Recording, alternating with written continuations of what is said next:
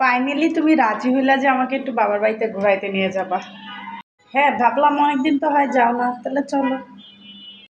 আসসালামু আলাইকুম আব্বা আম্মা, ভালো আছেন আপনারা? ওয়ালাইকুম আসসালাম বাবা, কেমন আছো তোমরা? আমার মা। হুম, বসো জামাই বাবাজি। তা জামাই বাবাজি কেমন আছো তুমি? এতদিন পর আইলা। এই তো আব্বা, ভালোই আছি। আসলে কাজের জন্য আসতে পারি না। মাঝে মধ্যে একটু আইবা বাবাজি, তোমরা বসো, আমি একটু নাস্তা পানির ব্যবস্থা করি। তাহলে তুমিও বাবার সাথে একটু কথা বলো, আমি আম্মুকে একটু হেল্প করি। আব্বা, এটা কি করছেন কোন? এত বড় বিপদ আমার কাঁধে কেমনে উড়াই দিতে পারলেন আপনি? কি কো বাবাজি, কি হয়েছে?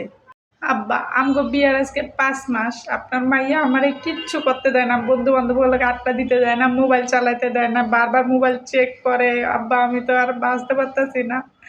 আমারে তো আর বাঁচতে দিতেছে না আপনার মাইয়া। কি কমো বাবাজি, আমি নিজেই তো 30টা বছর ধরে তোমার শাশুড়ির এই যন্ত্রণা সহ্য করতেছি, আমারে কিচ্ছু করতে দেয় না।